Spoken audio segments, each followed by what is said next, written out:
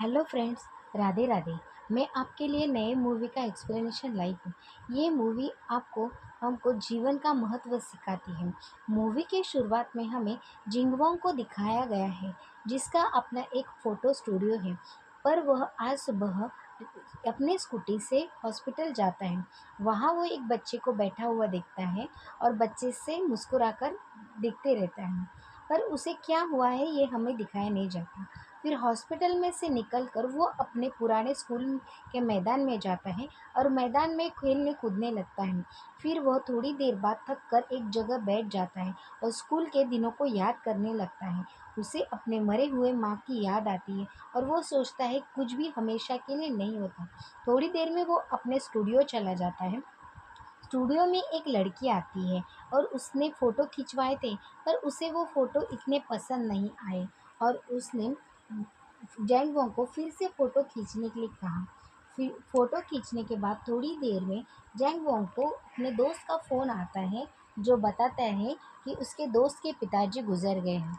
तो जैंग वॉन्ग अपना स्टूडियो बंद करके उसके पिताजी के अंतिम संस्कार में जाता है। उनका अंतिम संस्कार होने के बाद वो फिर से अपने स्टूडियो आता है। थोड़ी देर में वहाँ पे एक लड़की आती है। वो कुछ नेगेटिव की कॉपी लेकर आती है और उससे कॉपी करवाना था। लड़की जैंग वॉन्ग से पूछती है कितना टाइम लगेगा, पर जैंग वॉन्ग आज काम करने के मूड में नहीं था।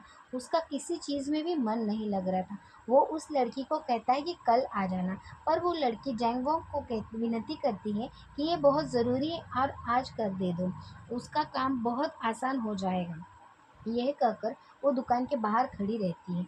फिर थोड़ी देर में जैंग वॉन्ग उस लड़की को बाहर खड़ी देखकर उसके पास आइसक्रीम लेकर आता है।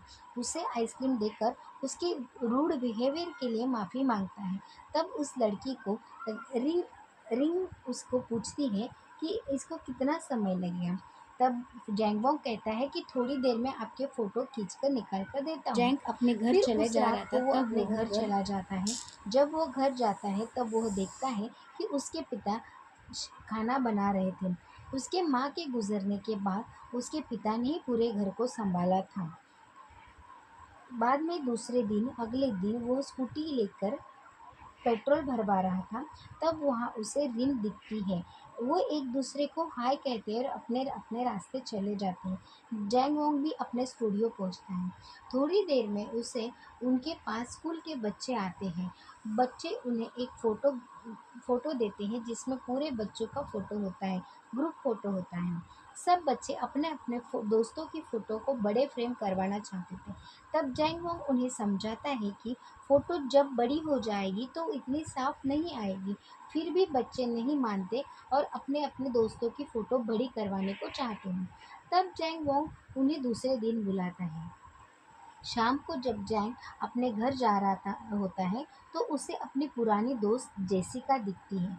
जेसिका से उसकी शादी तय हुई थी, पर किसी मनमुटाव की वजह से वो दोनों अलग हो गए थे। जैंग जेसिका को देखकर अपनी स्कूटी रोकता है और उसे पूछता है तुम यहाँ कब आई।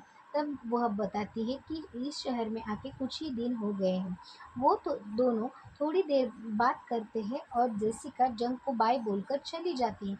जैंग को ऐसा लगता है कि जेसिका कुछ तकलीफ में है, पर जैंग उस वो कुछ पूछ नहीं पाता। जैंग जब घर में आता है तो घर में उसकी बहन रोजी, उसका पति और बच्चे आए हुए थे।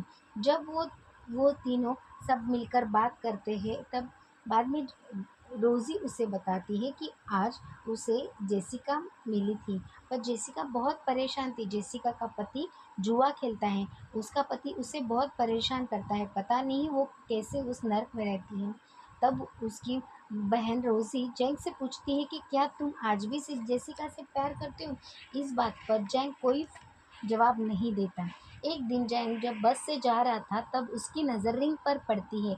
वो सड़क पर नो पार्किंग की गाड़ी हटा रही थी।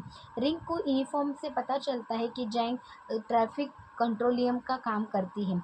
नो पार्किंग में लगे हुए गाड़ियों का चालान काटना यही रिंग का काम है और इसी वजह से रिंग जैंग के पास नो पार्किंग में खड़ी हुई गाड़ियों के फ़ोटो खिंचवाने आती है, ताकि वो फ़ोटो कोर्ट में साबित कर दे सकें। आज तक जैंग स्टूडियो में होता है तो रिंग वहाँ आती है और उसे कहती है क्या तुम ये कैमरा ठीक कर दोगे। फिर वह बैठ जाती है। तब रिंग उसे बातें करने लगती है कि तुम्हारी उम्र क्या है? तो वो बताता है 30 साल का है। तब रिंग फिर उसे पूछती है कि तुम अब तक सिंगल हो? क्यों सिंगल हो? तब वो बोलता है कि नहीं, मैं सिंगल नहीं हूँ, मेरे तो 3 बच्चे हैं। तब वह बोली कि तुम अभी सिंगल हो, तुम्हारे पहराव से ही पता चल रहा है कि तुम सिंगल हो। थोड़ी देर में वह सोफे पर बैठकर आंखें बंद करके सोने लगती है। और उसके बातें सुनकर जैंग मुस्कुराने लगता है और जैंग रिंग को पसंद आने लगी थी। रात को जब जैंग अपने पूरे परिवार के साथ डिनर करने लगता है, सब साथ मिलकर खाना पीना खाते हुए इसी तरह हंसी मजाक करते हैं। दूसरे दिन स्टूडियो में जाते समय जैंग रिंग को दिखाई देता है। वह साथ में भरे बॉक्स को लेकर ऑफिस जा रही थी। तब जैंग उसे लिफ्ट देता है और रास्ते में उससे पूछता है कि तुम्हारा कोई बॉयफ्रेंड तो नहीं है? तब वह कहती है कि नहीं। तब जैंग कहता है कि तुम्हें ज़रूर कोई अच्छा मिल जाएगा। जब जैंग स्टूडियो में काम कर रहा होता है, तब वहाँ जेसिका आती है और जेसिका उसे अपने पति के बारे में बताने लगती है। वो कहती है कि उसका पति उसे बहुत परेशान करता है, बहुत मारता पीटता है। जैंग उसकी बातें सुन रहा था पर कुछ बोलता नहीं, क्योंकि उसकी बहन रोजी ने उसे सब कुछ बता दिया था। और फिर दोनों स्कूल की बातें करने लगते हैं। तब जेसिका उससे पूछती है, जैंग तुमने अभी तक शादी क्यों नहीं की? तब जैंग कहता है कि मैं तुम्हारा इंतज़ार कर रहा था, पर उसके ये मज़ाकिया अंदाज में कह देता है। जेसिका कहती है कि मुझे मालूम पड़ा कि तुम बीमार हो, इसलिए मैं तुमसे मिलने चली आई। जैंग कहता है कि अभी ठीक हूँ। जैंग के अंदर क्या दर्द छुपा है ये किसी को बता नहीं रहा था। बस रोज़ वो अपने उसी उलझनों के साथ जी रहा था। फिर वो अस्पताल में जाकर आता है। वह वहाँ पर वो किसी को कुछ नहीं बताता, सबसे हंसकर मिलकर बात करता है।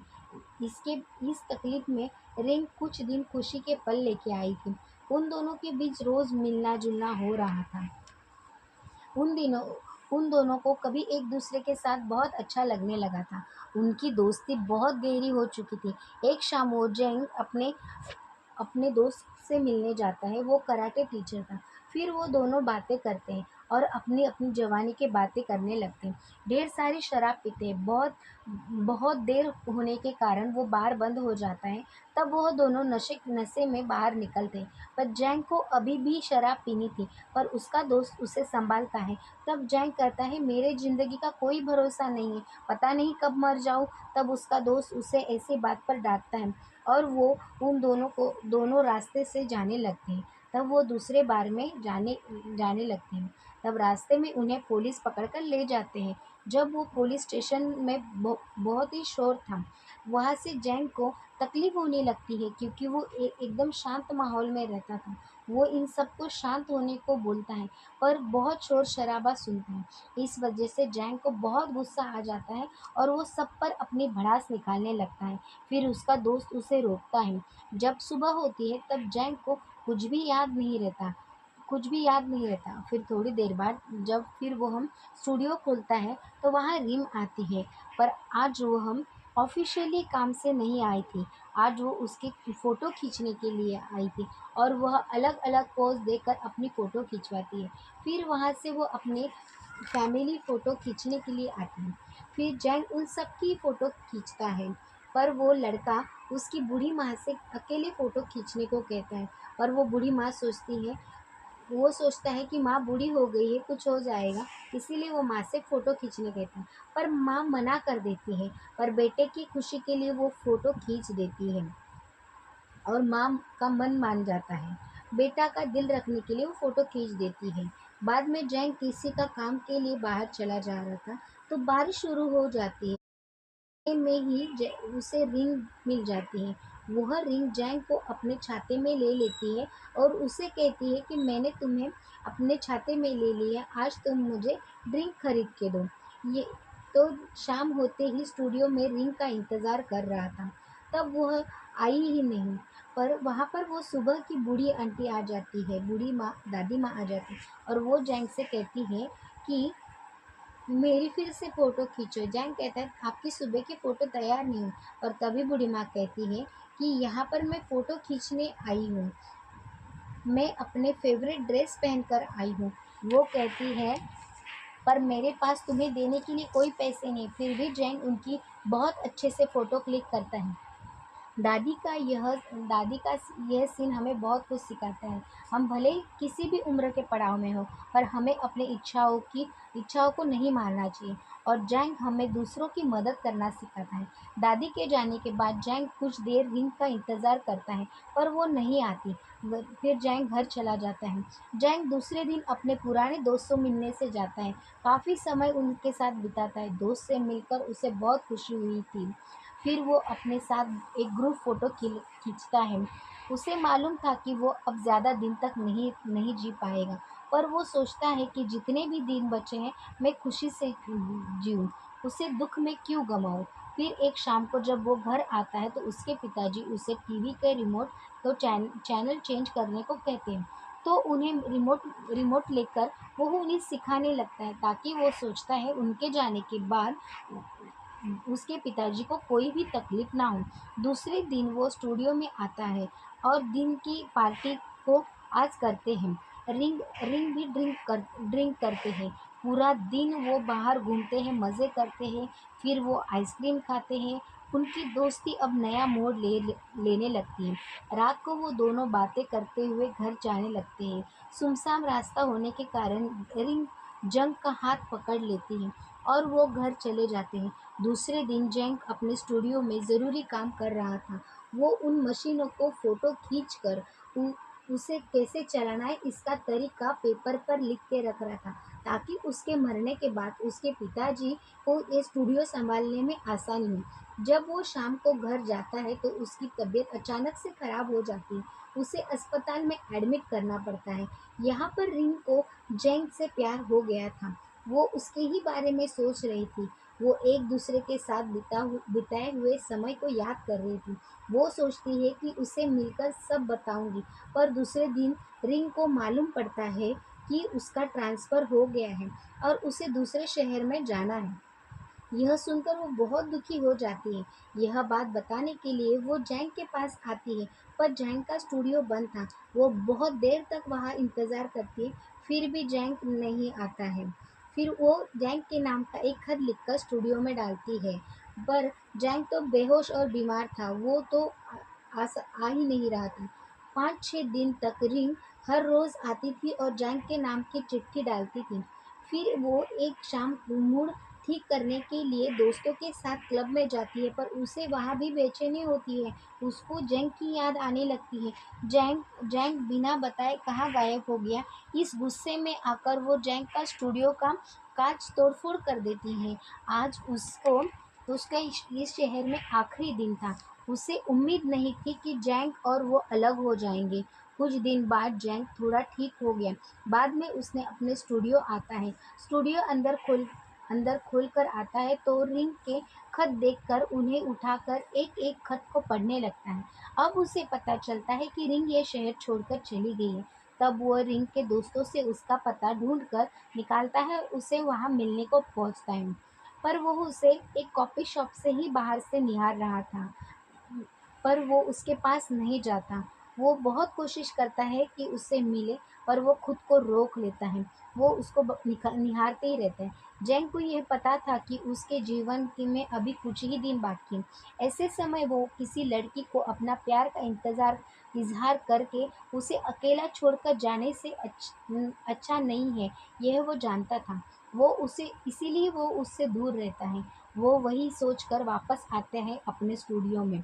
फिर वो अपने पुराने क्लब एल्बम को देखता है। उसमें वो रिंग के लिए एक खत भी लिख कर रखता है। फिर वो बूढ़ी महिला की तरह बैठकर वो अपना एक फ़ोटो निकालता है, और यही फ़ोटो उसकी आखिरी फ़ोटो होती है। और हम इस जैंग को इसी अंतिम फ़ोटो में माला के साथ दिखते हैं। वह अब दुनिया छोड़ चुका था। उसके पिताजी अब स्टूडियो चलाते हैं। बेहद दिनों बाद रिंग जैंग से मिलने आती है। बाहर कांच में उसकी फ़ोटो देखती है और वो देखकर रिंग बहुत खुश होती है। फिर रिंग को जब जैंग का खत मिलता है, वो रिंग को अपने प्यार का इज़हार भी करता है। वो रिंग को कहता है कि तुम हमेशा मेरे दिल में रहोगी। तुम्हारा मेरे अंतिम समय में मुझे बहुत खुशियाँ दी है। वो उसका धन्यवाद करता है और यही ये मूवी का ख़त्म हो जाती है। तो आपको ये मूवी कैसे लगी हमें ज़रूर बताना और मेरे चैनल को सब्सक्राइब करना और मेरे चैनल को लाइक करना। मुझे कमेंट करके ज़रूर बताना आपको ये वीडियो कैसे लगी। Thank you.